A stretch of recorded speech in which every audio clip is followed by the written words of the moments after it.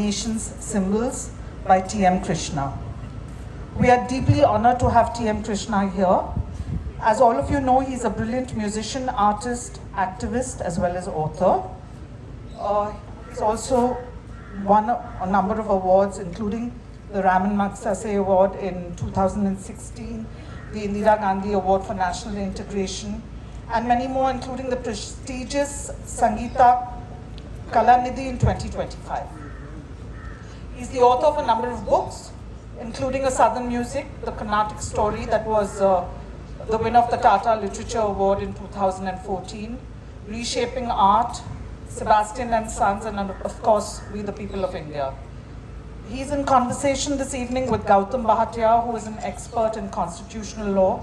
He's a professor of law, a lawyer and academician. He also writes sci-fi. His books will also be available for sale. We are truly grateful for him for coming and joining us today. I would just like to shout out to Westland, Ramya and Priyanka for making this evening happen. Thank you all for coming and enjoy the evening. Over to you, Gautam. Yeah, thank you. Thank you so much for inviting me to be in conversation about this extremely thought-provoking and fascinating journey into the history of some of our national symbols. When I was reading this book, as I was reading it, it reminded me of this early 20th century Russian critic called Viktor Shklovsky, and one of the concepts that he introduced to the lexicon was that of defamiliarization. So you take something that is a part of your daily life, something that you have been looking at for all your life, and then you defamiliarize that, or what he calls making strange or estrangement. And then you look at that anew from this defamiliarized lens, and he argues that the role of good art is to do that, or as he memorably says, to make the stone stony once again. And I think that what this book does fascinatingly is that it takes these 5 symbols that as Indians we have grown up with, that are really imbricated in the fabric of our daily existence, and which therefore have achieved a certain kind of familiarity just through repetition and everyday experience. And it defamiliarizes them and it makes us think of them in new and different and very generative ways. And I think that one way in which it does so is that it shows how each of these symbols were always terrains of contestation. There was a lot of argument, a lot of contestation around the exact shape and form of those symbols. And there were certain narrower views about what those symbols should be, certain more exclusivist views, parochial views, and there were more capacious, more generous and more inclusive views about these symbols. And along a spectrum, broadly, the relatively more generous views at least won out when these symbols were framed, and but the contestation continues. It continues to this day. And so therefore, an awareness of the history around these is really, really important. Let me begin my first invitation to discuss with one of these striking moments of defamiliarization that I came across. So I'll just read a passage from the first symbol, the national flag, which is perhaps the most familiar of our national symbols. And you're talking about the multiple different flags, right? And you talk about when New India published articles about Venkaiah's flags, Besant's home rule flag already existed. And then you say there were several national flags, which already is a bit interesting because you don't normally think of multiple national flags. There is one national flag and other flags. And then you say that they were representative of the social aspirations of the time. They coexisted with the shared principles of religious unity and self-governance under the British Crown. Each association had distinct, though divergent views on the mechanics of how this could be achieved, but they did not disagree on the goal. The word national in the phrase national flag was not defined by geography or political boundaries. It was a synonym for collective self-respect resistance and dignity.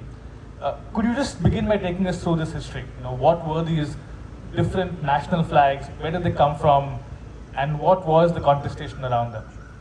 First of all, I'd like to thank Literati for having invited me for this conversation. It's a privilege to be in conversation with Gautam, and thank you all for joining us today. So, like Gautam rightly suggested, that we have this perception, and most people who've written about the flags write about them in a very linear fashion. The word that's used is evolution, that finally culminated in the flag, what I call the four-color flag and not the three-color flag, that we have as our national flag.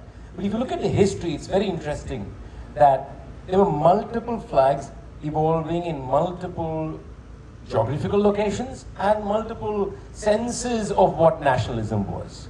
Most of these flags come about from, the earliest is probably very late 19th century, but most of the others are early 20th century. Now, they each come about for very different reasons at times. So you have, say, the Calcutta flag, which is happening around the time that there's a Bengal partition, which is 1906 when you have that flag happening. Somewhat inspired by that, but yet independent, is what Kama is supposed to have unveiled in Stuttgart in 1907. Then parallelly you have a little later, but the Hindu Mahasabha, etc., they're thinking of a flag which is very similar, a kind of a Hinduized notion. And then you have these two people. One is Annie Besant and the other is Tilak. Annie Besant, being part of the Congress, yet wants to push for home rule. She tries pushing it in the 1915 Congress session. The response is kind of lukewarm, and in a way the Congress is also kind of trying to subvert her. So she says, she steps back for a while. Tilak doesn't. Tilak is just trying to build his relationship back with the Congress. He starts the home rule in Maharashtra. He comes up with this flag. Now if you look at the colors, they're very different. The Kolkata flag has a green, red, and a yellow. It has half-blossomed lotuses. It has, of course, the half moon. The somewhat similar flag is what Kama uses. Order of the colors are different, slightly. But then you have Tilak coming up with his bands of green and red, and suddenly you have the Saptarishi, as we call them, or the Great Bear constellation across it, with the Union Jack, right at the corner. So, in between all this, you have this character called Pingali. He's a very interesting man. Now, he worked in this little national college, or most national colleges at that time were born out of the whole anti-Bengal partition movement. He's working there, and he is inspired about flags by reading an article written in the Modern Review by who? Sister Nivedita. She says, no, we need an Indian flag, and it has to be the Vajra. Kind of a crazy proposition, because even among the Hindu imagination, the Vajra is not something everybody remembers every day. So she comes up with this saffron flag with a Vajra. He's inspired. He starts making design after design. He makes 28 designs. He publishes 30. One of them is Union Jack itself. 28 designs. And they're the most crazy designs, honestly. They have Kali as a motive. They have even the plough as a motive. They have all kinds of things as a motive. Then he decides, how do we imagine India? Now, this is interesting. He, as like everybody says, religion is primary in India. The only way you can imagine a national flag is if you imagine it religiously. So then he looks at the average population of every faith, and he partitions the flag according to the average population of every faith, and accords colors for each. So the Parsis have a color, the Muslims have a color, the Christians have a color, Hindu has a color, like 7 partitions. So they're like a bizarre set of colors. Now all this is happening more or less overlapping each other, okay? They're not really fighting against each other. The same Pingali puts up a stall at the Congress, one of the Congress sessions. Now Gandhi is looking at all of this. Honestly, Gandhi was not interested in the flag for a very long time. It was not something that was in his mind at all. It's only during the time that, when you have Jalmala Bagh happening, that end of that period of time is around, I think 1919, that period, is when he suddenly realizes that there needs to be this idea. And he says, I've been seeing these Pingalis flags and I don't really like them. So he's traveling in Punjab. His friend Hansraj said the right motive should be, of course, the charkha. And of course, charkha has been in his life. That's the moment, that's the most important symbol that he has created. The only person who thinks it's ridiculous is Tagore, who fights him tooth and nail about the charkha for 5 years on debates. He sees Pingali in Bezwada. Now everybody attributes the national flag that we have today to Pingali. And I'm going to say no, it's Gandhi. And Gandhi himself says it about 4 times in his life, saying, I invented the flag. It's my idea. So he somehow gets, and I can tell you it can't be Pingali because the aesthetics are so different. Pingali's flags were very complicated beings that don't anywhere match this imagination. There's no way he could have designed it. But you realize, what you realize from this is that there are different flags. Now Annie Besant, in between all this, is creating her home rule league in more or less rest of India. Everybody confuses Tilak flag with Besant's flag. So I dug into the Theosophical Society archives. And all you find is her flag has no symbol on it. It's a vertical partition of red and green. That's it. And this is a flag that is brought down in Coimbatore by the magistrate, saying that interestingly it is causing caste problems, not religious problems. So what I want to say is you have all these complex ideas of nation, complex idea of symbolisms that are evolving. Gandhi himself, till about 1929, is talking about the 3 colors religiously. He is not talking about it in sacrifice and peace and all that. In 29 is when he starts changing. And in fact, he even says Congress people don't like my old explanation for this flag. So till 29, the imagination is religious, but the imagination is parallel. The same thing can be said of the songs. If you look at the Congress sessions, every session will say national song. It didn't mean one song. There were many songs that were national songs. They could be in Kannada in one place, they could be in Marathi in another place, written by somebody else, different imaginations. Kannada song was their nation, idea of nation was only the Kannada speaking area, which is a part of Bombay presidency, more or less, with some part of Kannada speaking. So the fact that there were these multitudes of ideas of nation, of symbolisms, of flags, that were parallelly existent, sometimes contesting, sometimes accommodating each other, is often forgotten. So, and the most crazy flip in all this to me is 1931, when the Congress decides that they need to create a flag. They put a committee together, and guess what they come up with? They first say, we need a flag that's distinct, and this tricolor, which is already established, more or less. They say, no, it looks like I think the Bulgarian flag or something like that. And they decide we need new flag, and they come up with a flag in saffron color. The committee suggests a flag in saffron color with a charkha in between in the Congress. Of course, the working committee throws it out like that and says, no way we can accept it, and goes back to the old model. So the fact that there was all this parallelly happening is very important for us to understand, because we have a very monolithic notion of it. And also, like you said, a very linear that one evolved. No, they coexisted, they competed, they contested, and they accommodated. All that was happening. Yeah, I think that's so interesting. In fact, so one of the funny things I actually found in this chapter was that the replacement of the charkha with the chakra was, at least in part, an aesthetic, choice, and somebody's idea of what would be a better aesthetic. And sometimes it's that simple. It's not anything deeper. But I think that this idea of several flags existing that may not even be competing, I think is, quite defamiliarizing in the context of thinking that a country has to have a flag. And you open your WhatsApp, right? And one of the sets of icons on our WhatsApp are flags of countries. So you associate a country with a flag, and that wasn't always the case. And I want to, take you to an incident in the Constituent Assembly, because that's something you deal with in the book. Now, one of the fissures in the Constituent Assembly was on the question of Adivasi rights. And as with the issue of Muslims, as with the issue of Dalits, there is a conflict over who speaks for this constituency.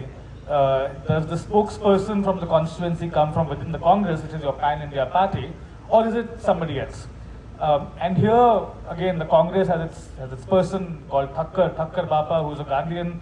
He's been going around Adivasi areas, working with them for years, and he thinks he knows what they truly want. On the other hand, you have this individual called Jaipal Munda, right, who is a very accomplished individual and who is from the Adivasi community. And because of his uncompromising views on the autonomy of Adivasis, he is frequently subjected to all kinds of vitriol from the dominant Congress members. They accuse him of secession, of breaking up the nation, very familiar accusations. And in his final speech, which is about the debates around the 6th schedule, which grant a certain kind of limited autonomy to Adivasi areas, in that final speech in the assembly, he talks about this idea of the Indian flag and the Adivasi flag. And he says that, like, my dream is that these two flags exist together, neither supreme over the other. They are both, neither is placed above. They are both existing in the same space. And he talks of the Adivasi Republic in that context. And of course, then he's not given any time of day, and that doesn't really go through.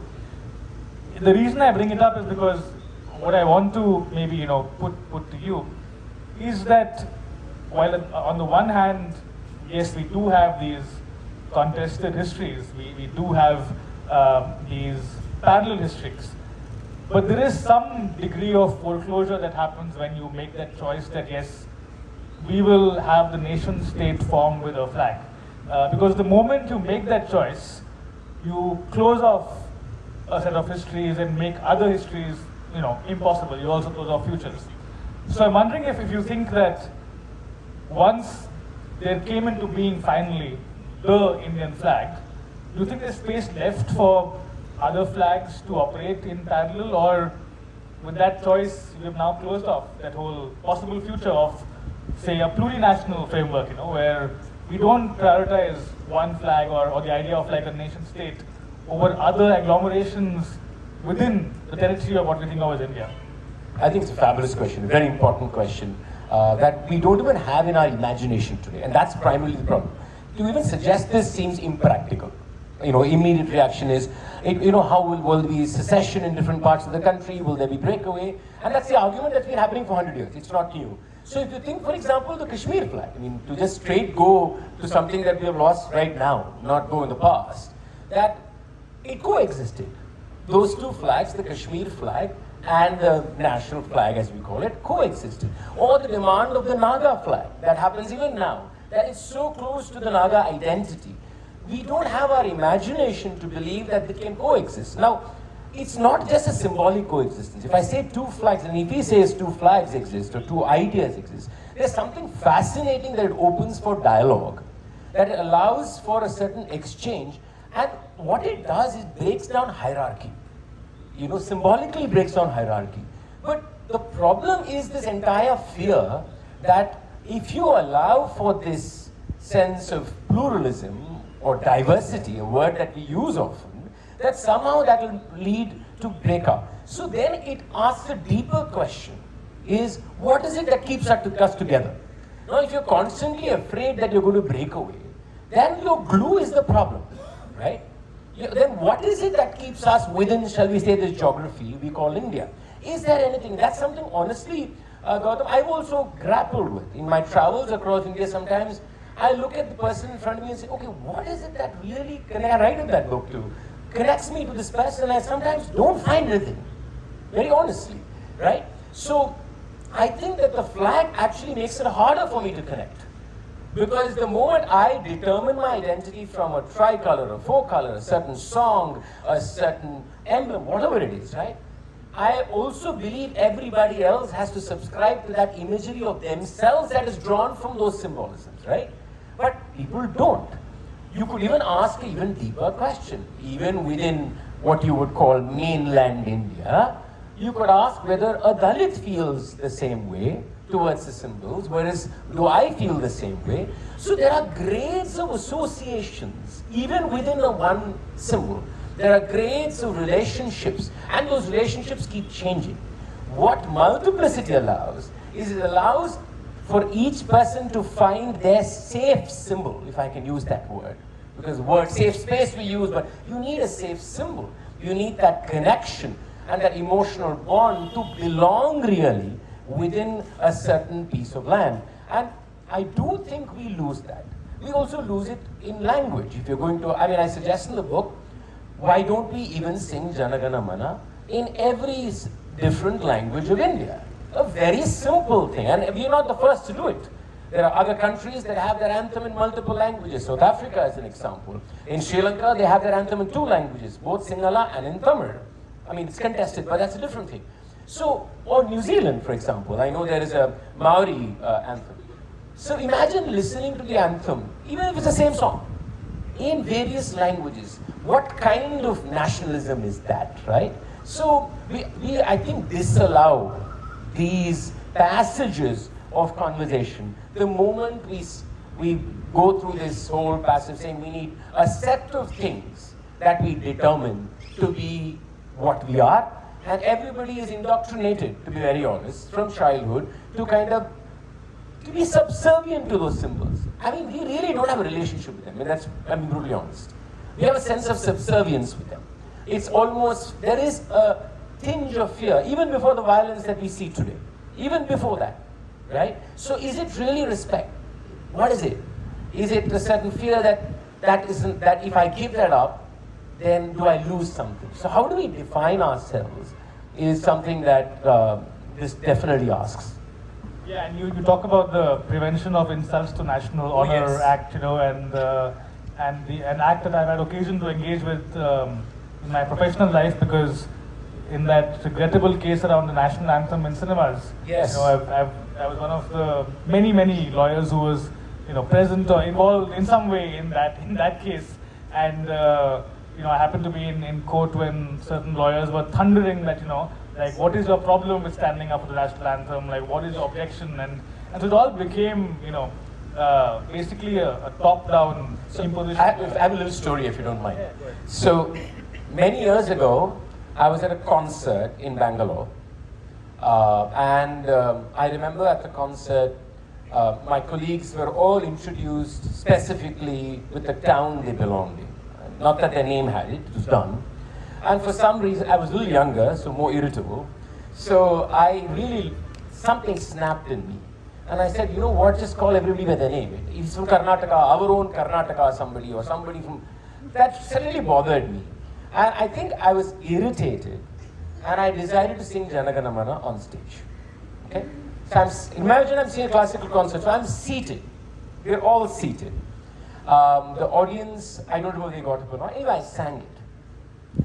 And I didn't know this would become an issue, and I don't think I even knew then that you have to be standing up, to be very honest. So, the next day, the newspaper had an article on T.M. Krishna insulting the national anthem by being seated. So, somebody called me and I said, I find it extremely ridiculous. You talk about Indian tradition, Indian culture. And Indian tradition culture, we sit and sing.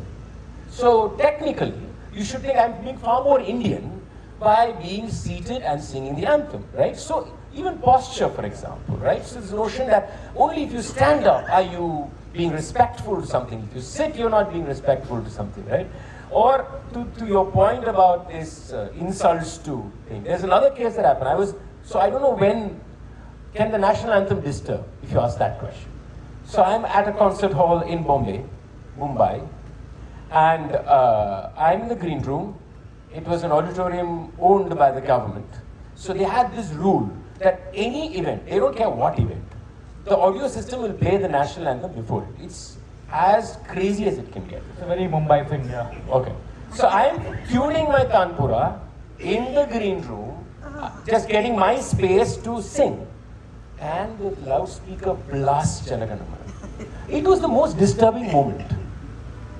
It was the most disturbing moment. So the same anthem can do something. And in the Chennai legislature, when this whole issue of prevention comes. In fact, Tamil Nadu, unfortunately, are the ones who first brought this stupid law of insults to symbols of India. Annadurai, and the reason it came is Periyar had made this proclamation in Tanjore that he's going to burn the constitution. And that's it. The government went into a frenzy and said we have to get a law. And this discussion happened in the legislature. Anna Durai comes on and says, do you think Periyar hates the constitution? No. But why is he saying he will burn it? He's saying he'll burn it because he's saying you have not done your job. He's saying because we're still a discriminated society. He's saying there's still caste consciousness, there is still discrimination. Ambedkar himself wanted to burn the constitution. Exactly, yeah. At one point, Gandhi also says something close to that, right? That it has no value, that you can burn it. Not the constitution, but the symbols. So we forget these things when we have these kind of puerile arguments for it. Yeah, I mean, it's really interesting because one of the most famous Indian judgments that liberals celebrate is the judgment called Vijoy Emanuel, where there were these Jehovah's Witnesses students and they didn't want to sing the national anthem. And the court says, fine, if that's your faith, you don't have to sing the national anthem. But the court also says, but you do have to stand, and respect it while it's being sung. And that's hailed as a great liberal judgment. It's always been very strange to me because you're still imposing top-down a specific form of external respect. So I don't see how that's liberal in any meaningful way. But let me move to the difficult question of violence or political violence. I think that's at the heart of your second chapter on the stump, the lion stump of Ashoka. And I think you deconstruct very skillfully the problematic ways in which Ashoka is associated with non-violence. And there are historical issues with that association. But nonetheless, it's quite clear that at least one reason why that was chosen as the emblem is that historical association with non-violence and the role that a certain version of non-violence played in our national movement. Now, and I think you very rightly point out that there is now a strain of thought which argues that the focus on non-violence in some ways does a disservice to the revolutionaries, which is predominantly a right-wing argument, and we should resist that. That's a very simplistic way of looking at things. But what I was thinking when I read this chapter was someone like Frantz Fanon, for example, whose whole point is that, given the long decades of institutional and structural violence that was inflicted on the colonial population by the colonizer, without a degree of counter-violence in the movement to get rid of the colonizer, you can't really have a transformed society. There has to be some kind of you can call it retribution or retributory violence, but there needs to be that to exist, to be able to wipe the slate clean and move forward. And of course, in Algeria and so on, there was that revolutionary movement that did that. Now, some people argue that one reason why, for example, that India, unlike certain other countries, did not see, for example, a substantive land reform, national land reform movement after independence or a national land reform policy was that the Indian national movement was based on co-optation. It wasn't based on a revolutionary overthrow of the system. And so in that way, an emblem like this with its associations of non-violence has the role of preserving a certain kind of status quo, which then perpetuates over time, and we're still faced with that.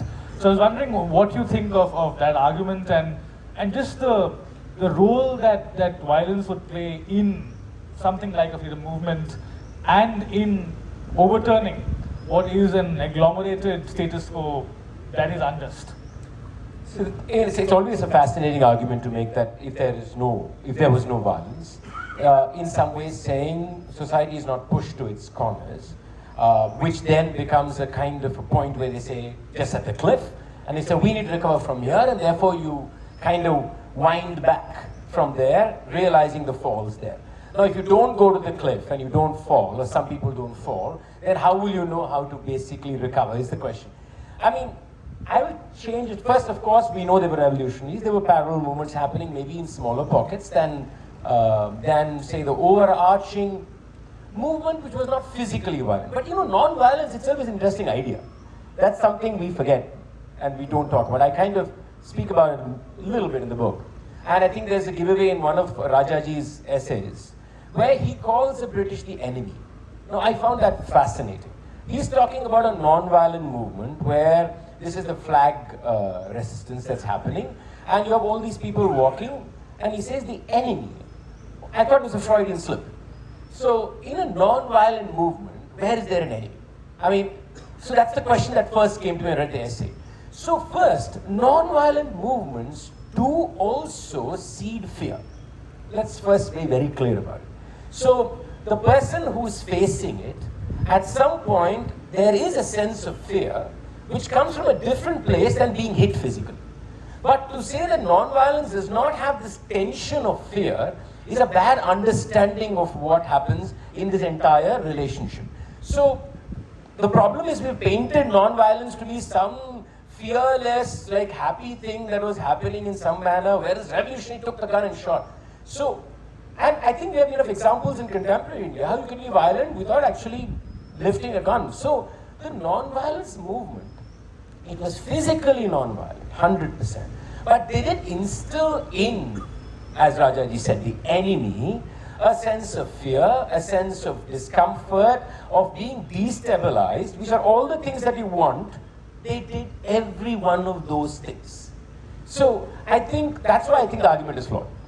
That you need physical violence or bloodshed, so to speak, for that to happen. But you have Gandhi making this quite interesting argument in Hind Swaraj, which I talk about, at the same time. So when this whole discussion in Hind Swaraj, which is written much before, of course, about the idea of what Swaraj is, Gandhi makes this argument saying that, it really doesn't matter whether the British leave or not. I'm of course paraphrasing. He says, Swaraj is each one's Swaraj. Now the moment everybody realizes that freedom within themselves, the British will leave, or they'll be part of us. Now, as soft as this sounds in its expression, just imagine this operatively. Operatively, if every individual has to feel free, then there is a threat for another individual. Because it is hierarchical. Our society does not allow for freedom at an individual level for every person. So even this process of self-awareness is a process of challenging order, which is a process in which there is going to be push and resistance, which is fundamentally what we are asking for in traditionally called violent acts. So I think it's a far more complicated independence struggle. It is not benign, it is not soft in that sense, but it was not something that, of course it said that you don't need to kill in that sense, but you need to force change. Now when we even see protests today, now let's look at the CAA protest that we saw recently. There was no violence, right? But there was tension. There was a fear it generated in people in power, saying, whoops, this... All the farmers' movement. All the farmers' movement. I mean, that even more in many ways, right? So I think as long as that tension is there in society, I think you are still pushing society towards some kind of reform. It may not be what we want, it may not be at the speed that we want, but at least then the conversation is still moving forward, is what I think. Yeah, and just to, I think, carry on from that, you have this episode you discuss where Nehru goes to Britain soon after independence, and they ask him that, like, why aren't you guys angrier? Then, you should be more angry.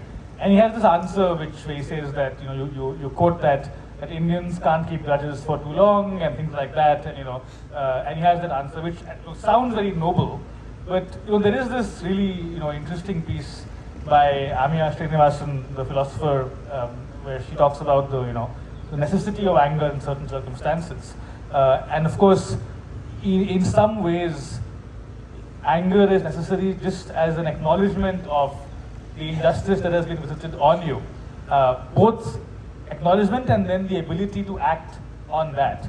And so when I was reading that bit and, along with the non-violence, the question that struck me was, well, perhaps we should have been angrier. And if we had been angrier, maybe we would have done more, to again overturn many of the structural, issues that the British left us, which were left untouched and still, afflict us today. So I'm glad you brought anger in, because there's the other side to this. You have Ambedkar, who's very angry. Okay, he's definitely angry because he's right on your face.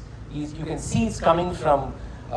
It is personal, but it's intellectual. There is a separation that he does quite elegantly often in his discourses. Now, so here is the problem that we do with Ambedkar, and I think that's where I think Gandhi is part of the problem in that sense. Is Gandhi keeps talking about Ambedkar. He says, yeah, he's a great intellect, he's a great man, blah, blah. But he keeps saying something. He keeps saying he's angry. He keeps saying he's angry. He says he can spit on our face, I'll accept it. Now, in his mind, he was acknowledging something for himself. Now, this is the problem. He made himself the center of that discussion, right? So, what it also does when I keep telling you you're angry, I also belittle you in many ways. I almost say that you're too angry to take charge. You need me to take charge, right? So, again, going back to your other discussion about tribal rights, etc., right? Who speaks for whom? This is the problem in that discussion with Ambedkar. And in this book, I say I'm not going to take sides and say, Ambedkar was Gandhi. But I want to look at Gandhi to understand what I can learn or unlearn. That's very important.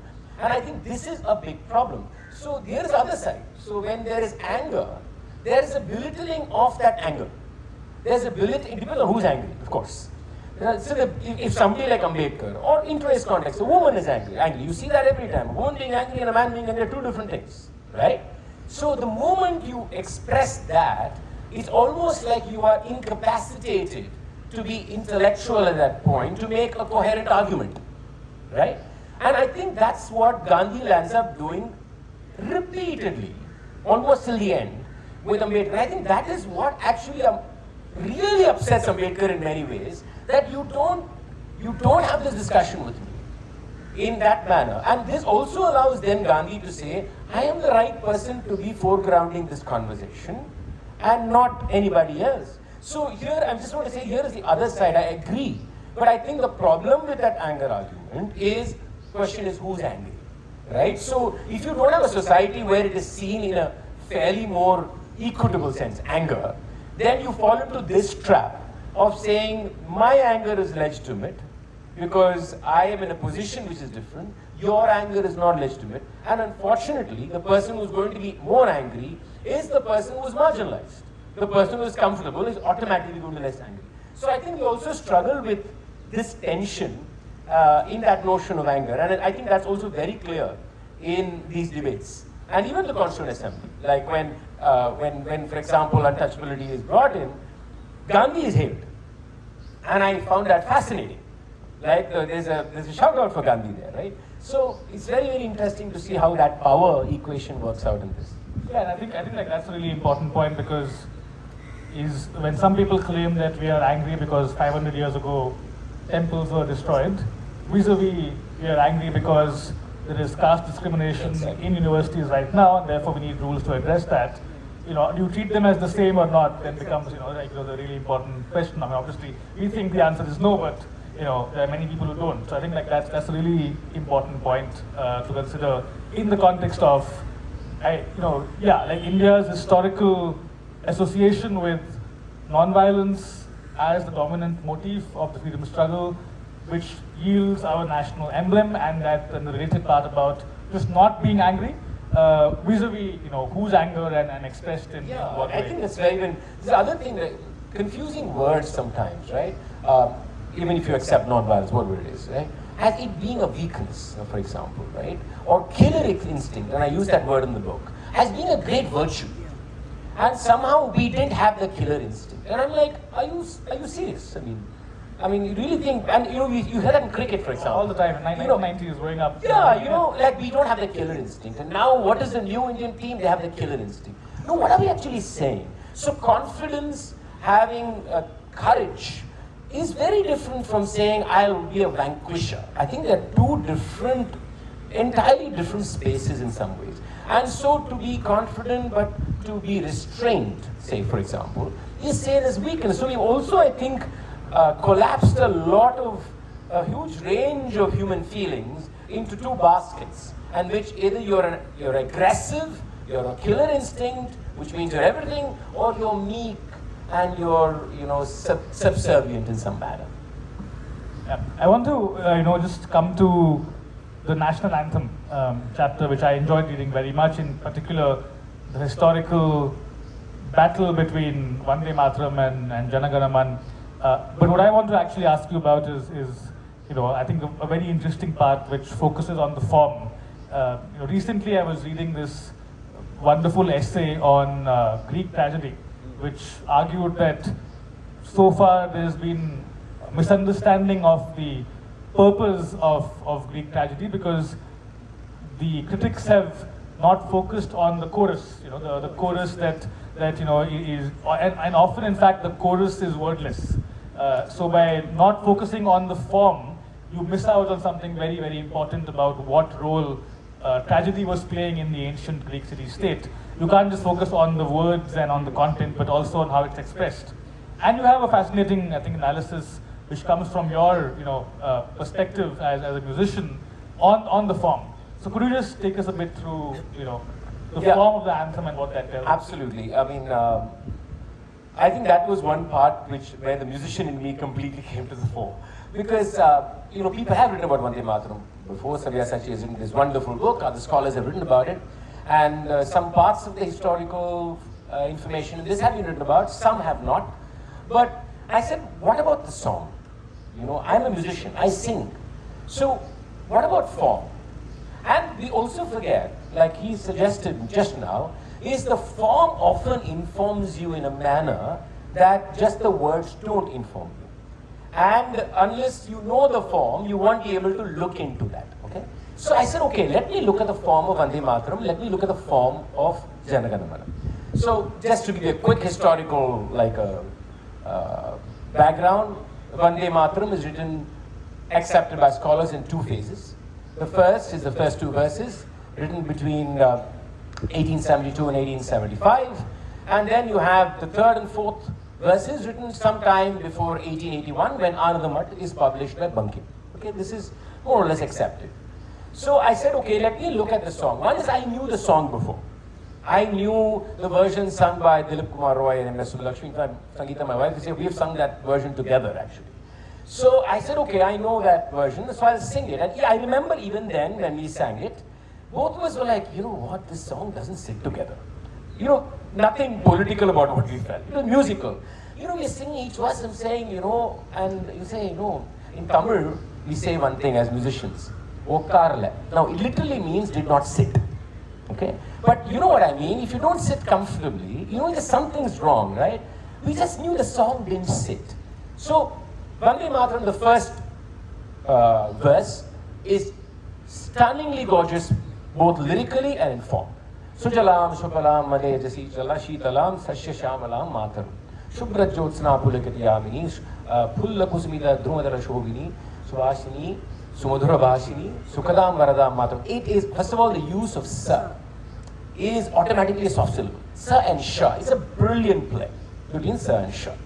Now, till then it works. Then the second verse starts.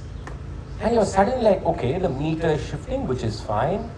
But then something else happens. The entire structure starts collapsing.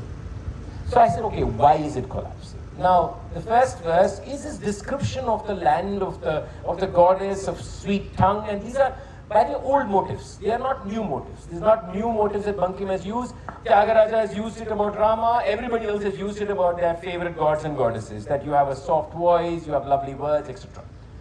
Now, the second verse, suddenly Bankim becomes tactile, almost geographical. His, of course, population of India was the population of Bengal. This is probably true of most Bengalis. But, so he says 70 crores, Sapta Koti, Kanta Kanta. So that's and by the way, that is almost exact to what the British counted as the census at that point of time as the population of, which was larger Bengal, of course. And then he starts, suddenly, there is this angry personality that comes in. Okay? This Mother India is angry. She's saying she's going to revolt. But even in that, I find an interesting play, because the question is, who is revolting? Is it the people or is it the motive? So there's still but it doesn't fall in place. It kind of struggles. And then the third and fourth paragraphs completely are on a different form register. In fact, the third and fourth don't even connect with each other. Now here suddenly the character of Mother India, or Bharat Mata, is far more ferocious, far more a Durga, very clear Durga, and that affects form. Or form affects that. It could be a chicken and egg story, okay? So that affects form, and the song then does not sit. And I've heard about 20 versions of these 4 verses together. And I will tell you, none of the 20 versions work together. The first verse works beautifully if it's done separately. But the moment somebody says, I'll tune 4, it's not. Omkar Nath Thakur, there's a lovely version of this. If you listen to his version, there is no rhythm at all in that version. He sings it almost like completely melodic. It's in Kafi, I think. He sings it in Kafi. Now that seems to work because he then takes liberties and just plays around with form how he wants. So the form tells me that there's something going on in Bankim. That for some reason, his reason for writing has changed. The moment that's happening, his language is changing, his use of expression is changing, his word measure is changing, his sentence measure is changing, and the song doesn't fit. Now, there is another thing about composition, song. Now the last line has to segue itself back to the first line. Now almost magically, in the last line, Bankim shifts back to exactly the rhyme scheme of the first line. It's a flip ideologically, it's a flip aesthetically and in form. To me, this study was astounding, and this itself tells me that it is a problem song. And of course, anybody who dissociates the song from Anandamath, it is not possible. Let's be very clear. Even Tagore tried. I think, see, Tagore is a very interesting person here. So he is in love with this song. He's in love with the first verse, actually. Okay? And he's one of the, he calls himself the first person to sing it. He's not the first person, but he's one of the early people. Now, first he says there is this accidental association with that Anandamath. But he also later realizes that it does affect Muslims and it is a problem, right? Now, there's another incident that happens a few years, I think it is 1913, when he's traveling and he's asked to sing Vande Mataram. He apparently sings the first few words and then forgets the rest and said he's forgotten. Now, I found that absolutely astonishing. 2011, Tagore was in Jana Gana Mana. Let's be very clear. This is in 13, if my memory is right. It's in the book. He's 1913, sorry. 1911, 1913. And he suddenly says he's forgotten. Now, how could have Tagore forgotten Vande Mataram, a song that he said that was so close to his heart and that was part of all the movement which was anti-partition of Bengal? I think there's something happening there with Tagore. And there is a movement. I think also his own idea of nationalism was constantly changing, his idea of what state, nation. So, this, and you contrast this with Jana Gana Mana. It is poetically exquisite. In form, brilliant. And in the book, I just talk about one incredible rhyme scheme in the last line that he brings. And I've been saying this over the last 5 days. I wish we had included this second verse in our anthem. And I think it's a great, great fault. And it's a fault of our country's makers. Because imagine we had partition. Everybody said we had partition, we have bloodshed, we have Muslim-Hindu violence. Why wouldn't you have a line that says, this is a land of Buddha, Sikh, Musalman, or Hindustani. Why wouldn't you have that line that says this is a land of people of all these religions? I mean, the landscape, I'm sorry I get goosebumps even now when I speak about it. It's truly magnificent. And the imagery he gives you of this land in Jana Gana Mana, it's not just geography. We've just taken geography. It's emotional. It's about the people. And then he says, there is this eternal charioteer, you want to call him God, call him what you want. And he says, he's there as you cross the rugged road, and you're traveling the rugged road, he's there. And he says, there's darkness in this land, and people are sorry, people are in sadness. And then he ends by saying, maybe the sun will rise from behind the eastern hills. And eastern hills for him is the northeast, right? And he spent a lot of time in Shillong. So, here you have, this is an emotional description of this landscape. And I wish we had done a little better. We had spent a little more time and said, at this moment, we need the verse that says, this is a land of Mushalomaru, Krishna, everybody. I wish we had, but... Yeah, I think that sort of shows you the more capacious vision that we talked about. Also, I think interestingly, in school assemblies, when we sing Vande Mataram, it's always just the first. Yes, it is. You never go beyond that. I think it tells you something. Yes, and we don't. In fact, in common memory, everybody knows only the first verse. And I also point out in the book that the Indian government has published a tune of Vande Mataram. So Vande Mataram does not come under the rules of national anthem where you can have only one tune. Now, the tune published by the Indian government in a book that is titled National Songs, 1951, and republished many times, is not the tune you and I sing. The tune we sing is Vande Mataram, Vande Mataram, Sujalam, Shubhalam, Malaya Shitalam, Sashashamalam, Mataram, Vande Mataram. This is not the tune that was published. The tune that's published is Tagore's tune. Please, after you go from here, get onto YouTube and listen to him sing it. Vande Mataram, Sujalam Shubhalam, Malaya Shitalam, Shamalam, Mataram, Vande Mataram. See what a tune does to a song. It's the same words, but it gave you a different sensibility, a different feeling, a different notion of identity, even if it did. But this is what the government of India has published. In fact, the other tune, which is common, we don't even know who tuned it. It's still a mystery. We don't know. It's believed to be Ravi Shankar, and that's what we hear, but we don't know. But this is Tagore's tune, and what a beautiful tune. And I think even the Vande Mataram first verse would maybe generate a different feeling if it was sung in this time. Yeah, I think that shows you again the role that form plays. I had one question about the preamble, but I think in view of time, let's first open it up for questions, and I think there's time left. We can talk about the. We did 1 hour. Yeah. we are at 58 minutes, not 52 seconds as a national anthem, imposed time limit. So yeah, let's open it up for questions. Please. Yeah, we'll take the question. Yeah, preamble. Well, okay, sure. Yeah, it's a brief question. I mean, so I think it's interesting that you picked the preamble as one symbol, and as a constitutional lawyer, it's very interesting to me.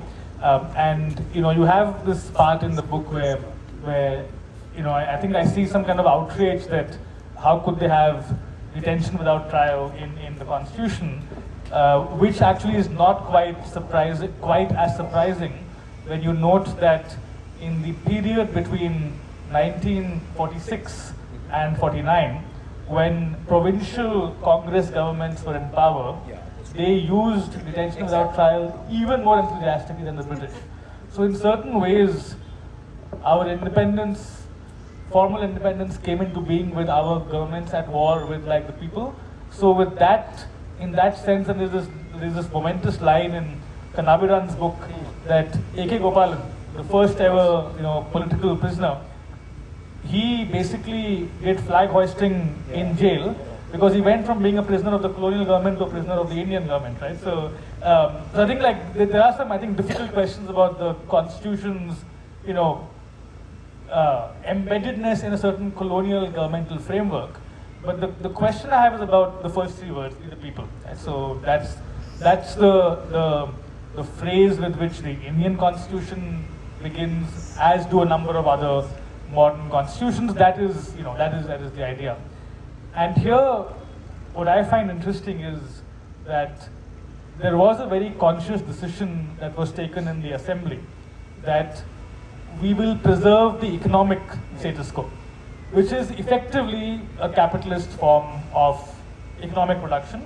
Even though the state will oversee it, but nonetheless. And Ambedkar begins by saying that we will become socialist, but then he backtracks, he says, not for me to decide. And finally, by being silent, about it, you maintain that old capitalist structure, which is basically a class society. You're maintaining a class society with, those who own, capital and those who don't. And then you have we the people that aspires in some ways to a uniform peoplehood. And so I guess my question is that sometimes that uniformity can conceal violence, right? So you are saying we the people as if we are all we the people of India, but actually we the people are a class society, And so what do you think of that? Is it, in some ways it's a noble aspiration, yes, but while at the same time you are not tackling the roots of what make us a class society, and you proclaim we the people, it can even become itself something violent, in that we're not a people, but we will insist we are a people, and if you say we aren't, then you'll be in jail, right? And UAPA. So yeah, that's true. But what also surprised me in terms of preventive detention is Ambedkar's position on that. Due process he's very proactive about, but for preventive detention he's not. And he's, in fact, he supports Sri Krishnamachari's amendment, and so that actually surprised me. And his later proclamation saying it's the people who will finally determine what's a good constitution or not, kind of reads odd. It's a bit of a cop-out, because your institutions exactly. will determine what happens, exactly not just where the people. I think there's a problem there, and there's not enough discussion on this cop-out of this position. But I think what you say is an important point, right? So in a way it also tells you what a symbol can do in the other side, to be very honest, right? In the sense, I chose this as a symbol because in a way it's not justiciable, it's what is it, you can't go to court with the preamble and saying you assured me justice. So in a way it is something that was done at the end of the Constituent Assembly, saying that this kind of encapsulates what we intend to give you in the following pages, to put it very simply, right?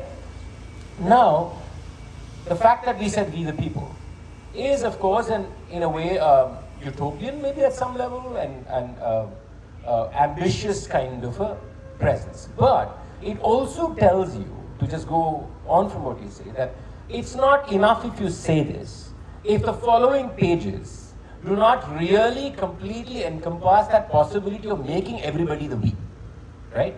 And if you're not willing to go, at times I don't think, of course, historically people will tell you that there was the partition, there was a lot of other issues happening, but that extra mile in certain cases, to ensure that this we really fructifies to be a we that is larger, it is going to remain stunted. It is going to remain within a class casteist society, right? So your fundamental rights can give you all that it can give you, but if you don't go the extra mile to make it more actually actionable, and also if you don't allow for the cop-out of that action from the executive mechanism. So I really believe at one level, my biggest problem with this whole constitutional thing is the over trust on the executive. I think as a citizen that's a problem. And to believe that the right will somehow be done, and therefore you allow gaps that you should never allow and you should have plugged.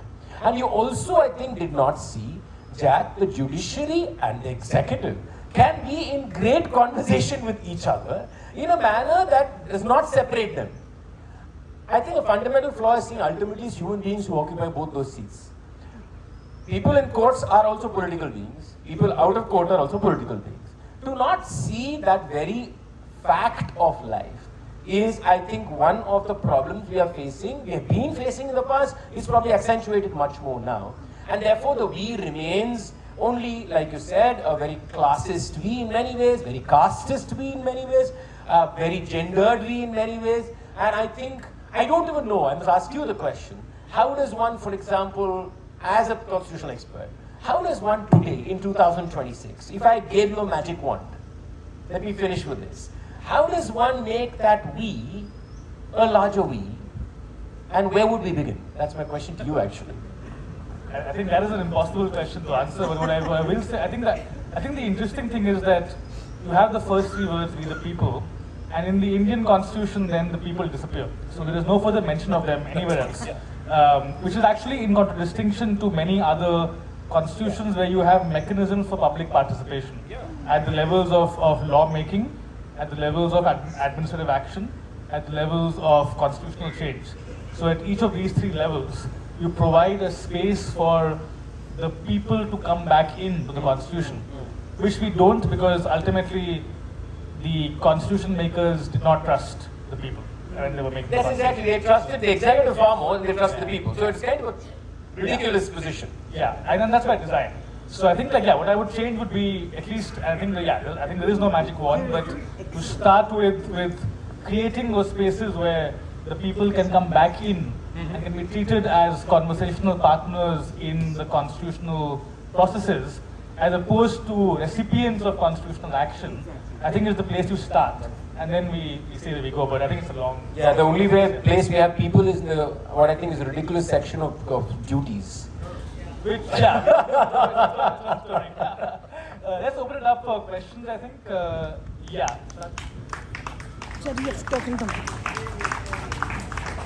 Thank you for a splendid conversation. One comment, one question. One question is, why would the Constitution of India not represent India as it was and as it is? So it was a casteist, classist, hierarchical country. How could the Constitution represent something other than that thing? And a comment, for 30 years I taught in a journalism class, and each year I would make the students write down the national anthem on one side of a page, and then ask them to flip it and write down the meaning on the other side of the page. Everyone, including the Bengalis, failed to write the meaning. They could write the national anthem, but they couldn't write the meaning. Last one, did you do the national pledge, or have we forgotten all about India is my country, all Indians are my brothers and sisters? I'll just answer it. It works better for me. I completely agree with you, Jerry. I mean, that it was a casteist, classist, gendered kind of a society, and to expect that it would be anything but that is probably wrong at some level. But I think when we reflect about it, we're also reflecting from what has happened because of that document being a certain fashion and it led us to where we are today. So there is also, I think, a retrospective look, right, at that position.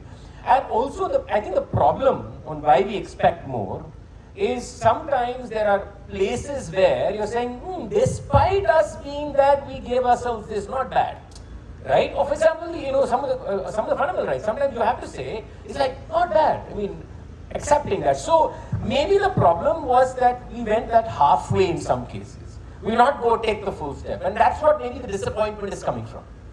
I think that's where, for example, I looked at many constitutions while I wrote this book, and I really like the South African constitution. Yes. Written much later, of course, 91, 92, probably? 95. Yeah. 95.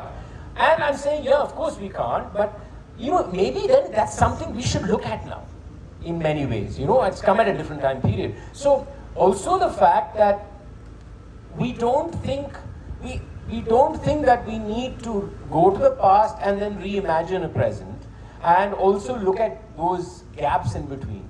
I think that's important for us to reframe our own identities today. I think that's why the disappointment is. I feel that there was not enough of that, and there could have been more, despite the fact the Constituent Assembly itself was a very limited representation of India in many ways. Just to add to that, actually, South Africa, of course, is an example. The other one is Bolivia, where the plurinational constitutionalism or constitution has all kinds of things, and it has so many things that you get confused. And that's because it was driven by a very strong indigenous rights movement who were all in the assembly. And there's this fascinating moment where this foreign diplomat asked this vice president of Bolivia back in 2010 when they were drafting the constitution, why did you put everything into this? And he says, we couldn't say no, so you could have that as well, so yeah. Thanks, if I may. That was absolutely wonderful, Krishna, and thanks to you, Gautam. Brilliant conversation. As a historian, I have I've got several questions, but I'm going to stick to one, which is, when you think about people like Pingale Venkaiah, and then you fast forward to the flag as it was made for a nation state, are we not being a little careless about temporality? Let me explain. I think when you are designing flags in the 10s, the 20s, and the 30s, there is a possibility for much greater fluidity of identity and visual articulation. Something that is not quite available when the flag stands for an assertive nation state. So when one is looking at genealogy and prehistory of these visual experiments, I'm just wondering, how do we actually position these imaginations? Pingle, he came from the war, he was hell-bent on, so he had a very particular trajectory. Tilak had a very different sort of notion.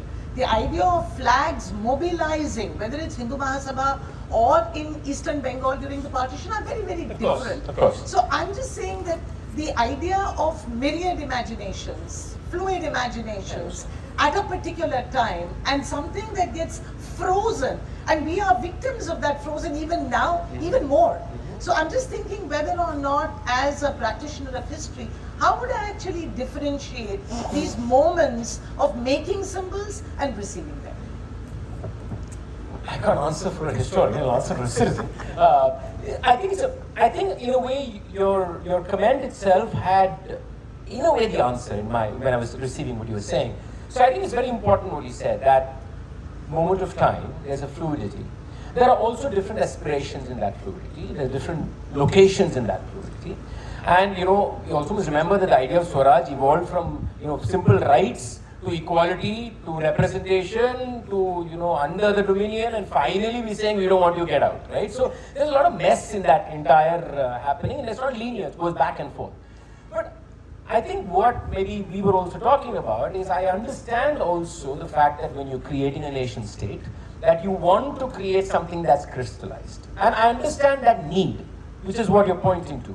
But maybe, suppose we don't get trapped in that need, and that's the imagination here. That's the imagination that we're using. Then we'll also see the multiplicity differently.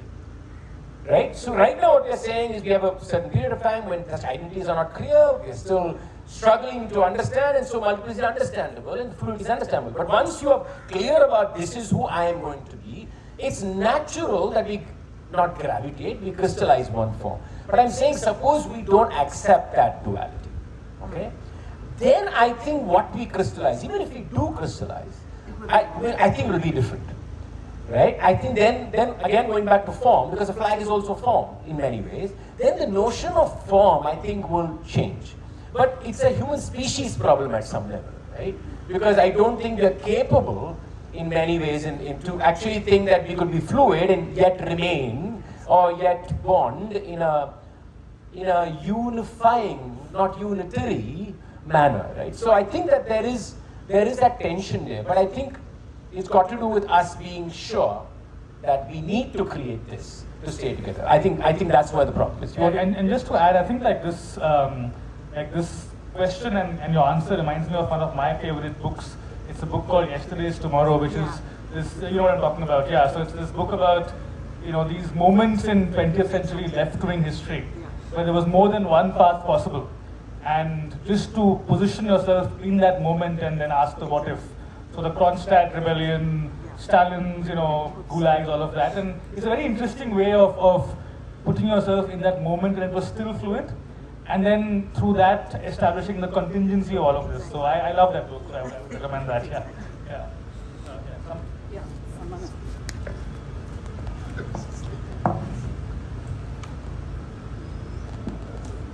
Hi, my name is Gauri. Thank you for a wonderful evening. So I was curious whether in your research on the Constitution you may have delved into the Uniform Civil Code and what the various perspectives were at the time when they put it in as a directive principle, and any personal reflections you may have on it today. Yeah, I do address the Uniform Civil Code in the book, and I also do quote from multiple discussions that happened in the Constituent Assembly about it. There are many positions that are taken. There is unaccommodative positions where they say, no, there needs to be Uniform Civil Code, everybody is abide by this, blah, blah. Then you have Anshanagar, you have somebody like Ambedkar, who are slightly more accommodative in saying it, saying that, yeah, but we're not forcing it down anybody's throat. It has to be done through conversation and through understanding. Ambedkar, I think, goes to the extent of saying it could be tried for a period of time, and, so now I think both of them are coming from a slightly different position from the position of those who said, no, we need a Uniform Civil Code. Now, while this argument is happening, there is, I hope I can quickly find that page here, It's, I don't know which chapter it is. Okay, and there is this discussion on whose uniformity. And I think that quote is a priceless quote because it kind of speaks of today. Because when we say uniform civil code, we are only talking about one manner of uniformity. Just if you'll just hold on for a minute, I'll find it.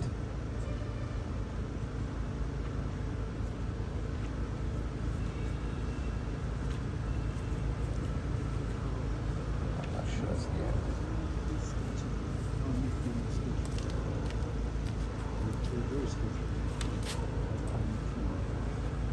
Yeah, it always happens. When you want something, you'll never find it. So it's one of those situations. I don't think I'm going to find it. But you know, the argument that is made even then, which is one of a Constituent Assembly member who's a Muslim.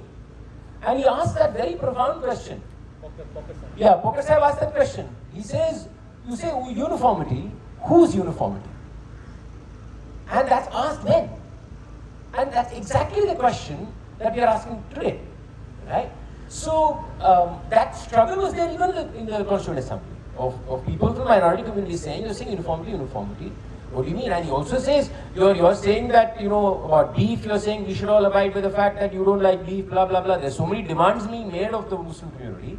And then you're saying there's uniform food. So there is this exact, sometimes it's almost scary to think that the same debate is happening for the last 100 years.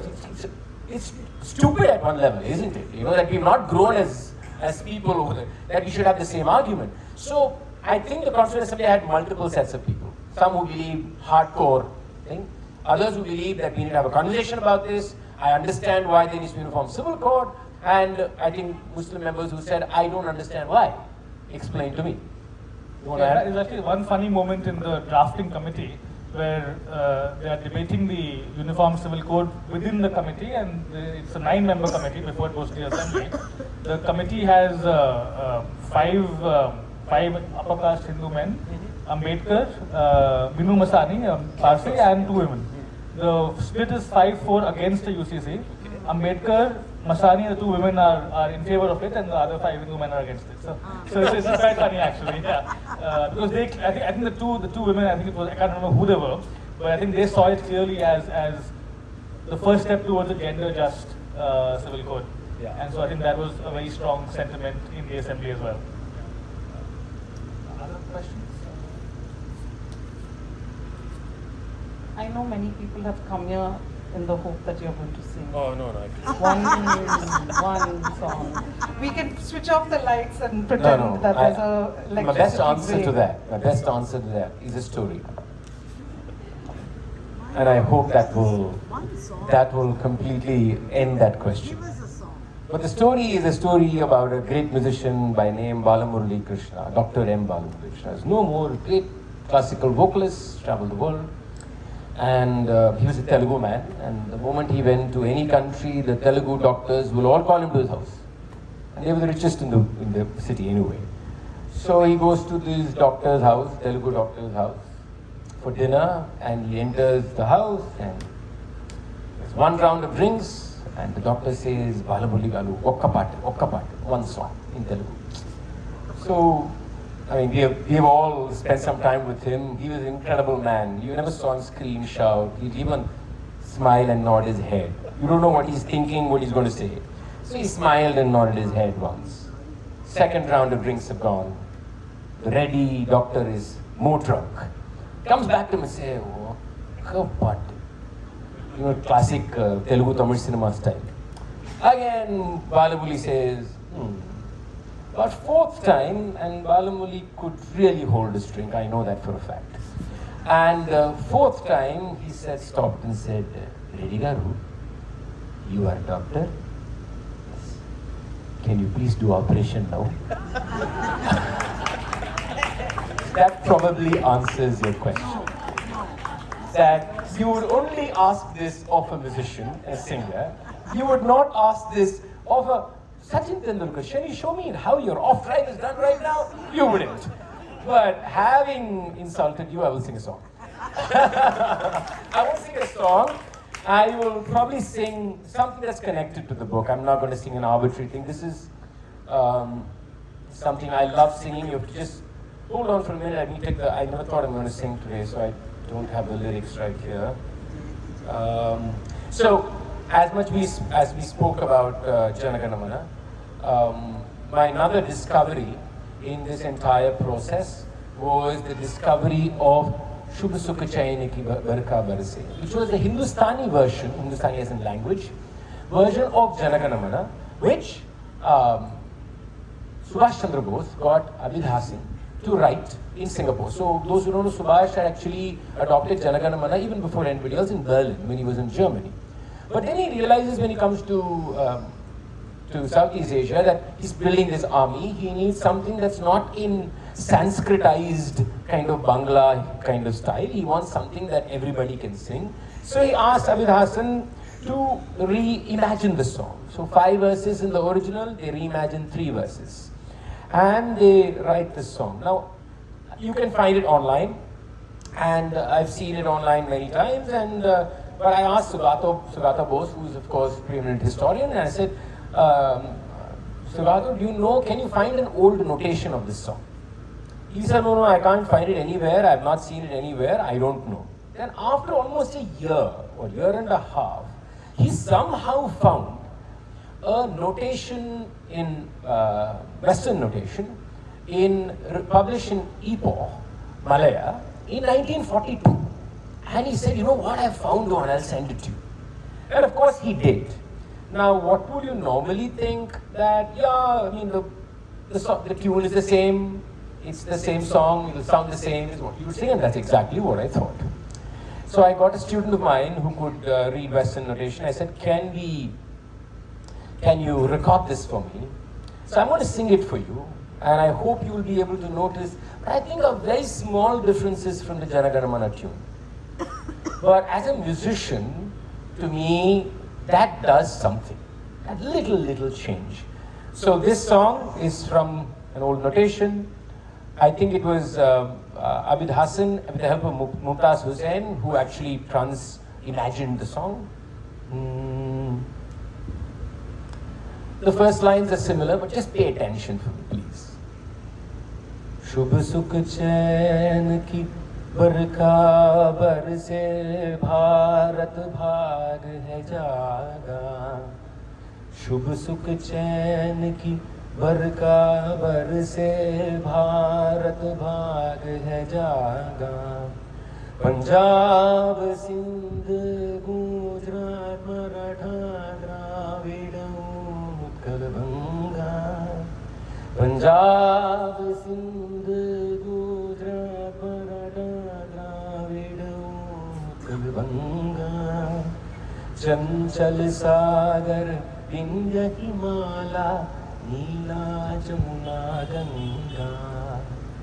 तेरे नित गुण गाए, तुझसे जीवन पाए, सब तन पाए आशा. सूरज बन कर जग पर चमके, सूरज बन कर जग पर चमके, भारत नाम सुभागा. जय हो, जय हो, जय हो, जय जय जय जय हो. Very small differences. The ending note is different. Suraj Bankar. There's a lilt there that you don't have in Janaganamana. Sorry? All sitting down, absolutely. Yeah. When I didn't tell you, everybody got scared and started standing up. I think people in the press club videos like, no, we're too close to power here. We need to get up at this point. But in Goa, you can do it. But, yeah, but you don't need stand. But I'm just saying, you know, so what does it say? So in this book, I've also looked at these 2 songs. Are they different songs? And the way I see it is, Shubh Sukh Chain is every man's Janaganamana, or every person's Janaganamana, where you hear it on the street, it's something colloquial. The language is very colloquial, by the way. So people who are a little uppity about language will say, why you spoke? But that's the beauty. And maybe the India we should imagine is a conversation between Tagore's Janaganamana and Abid Hasan, Mumtaz Hussein's Shubh Sukh Chain. I'll end at that point.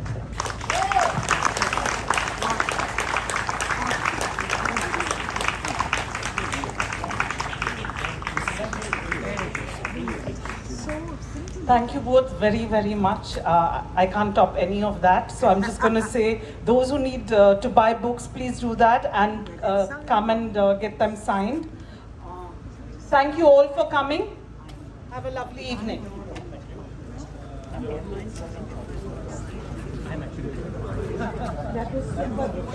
Thank you so much. Lovely seeing you.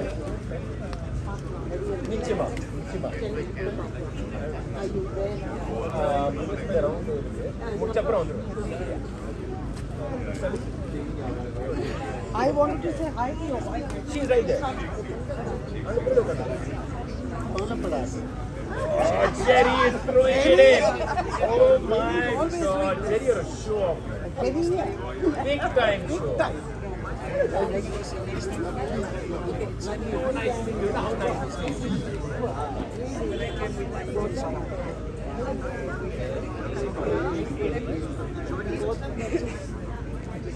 Yeah, Gautam, you were brilliant. Honestly, brilliant.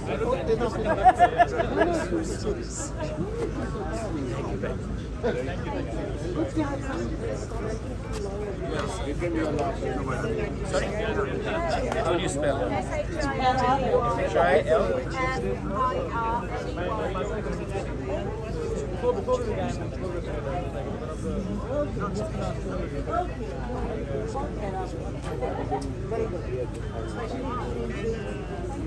Thank you very much. Thank you.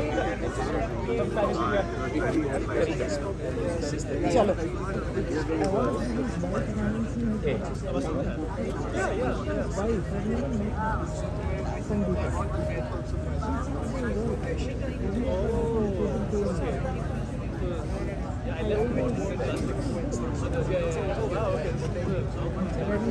Sorry? SHU?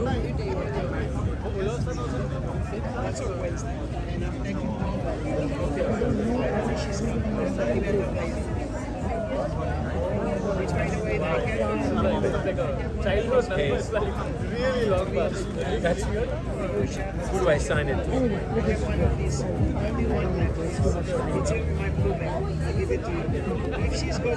Ella. Panchali, okay. I will sign his memory, right? Thanks for coming. Oh my God, you bongs are going to kill me. Okay. Okay, you need to give me all the spellings.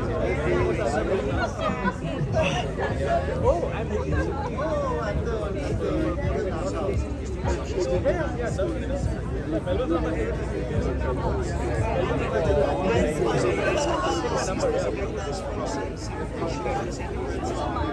should I email it? Your number, I will.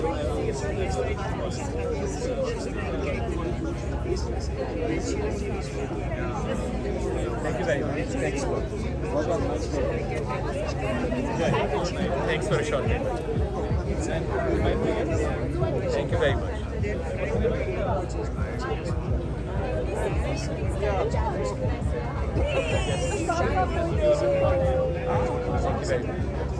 Hi. Thank you very much.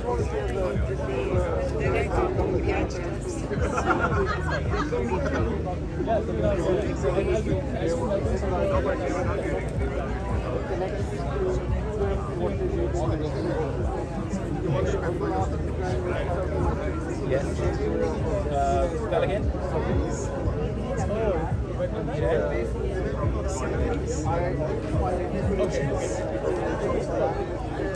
Thank you so much.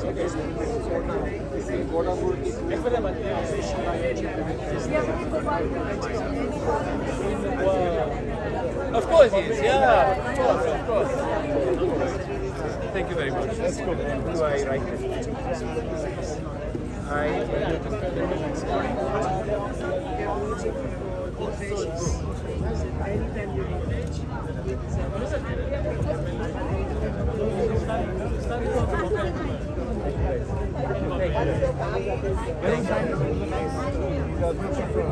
Oh, of course. Just We've been thinking a lot about the legacy at work. I mean, not in any way related. Oh, okay. I don't know. Yes. It's very happy to share the different perspectives I have to let that, I let that, there are just too many Bengalis, man, in this whole book. I'm like, after a point, I'm like, I mean, Takka, Bhatia, I'm like, give me a break, guys, get away. I know, tell me about it, we'll find them all here. So there's a little line in this book. Hi John, new hairstyle and all, you're looking much younger.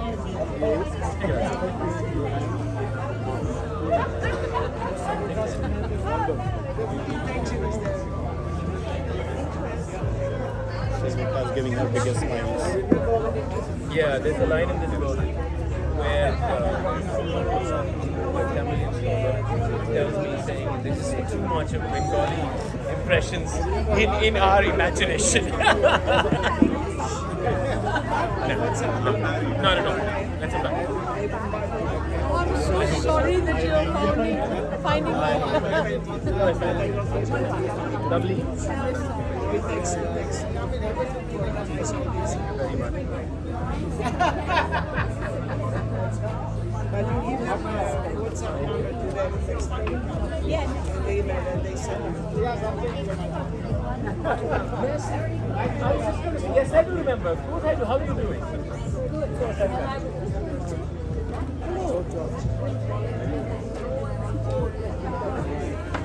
See, I've gotten older. Snarkier, probably. But how do you spell it?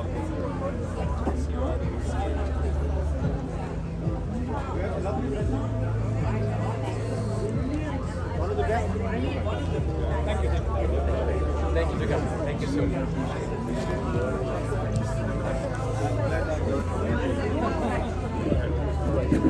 Lovely.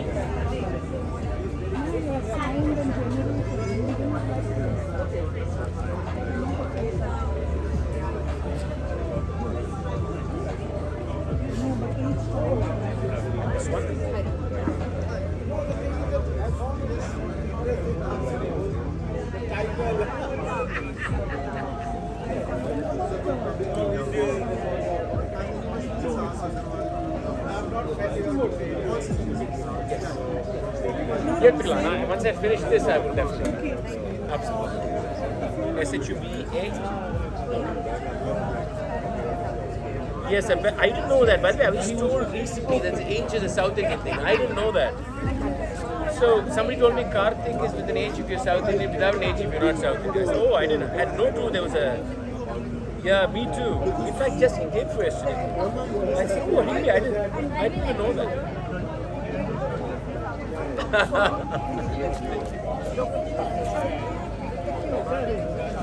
And now you stop it. You go back to singing. You can't write and sing. And what will you do? How much you will do everything? Tomorrow you paint. Hello. Nice to see you again. Lovely. That's what people are telling you. Brilliant. Really good. The best of you. Yeah, I agree.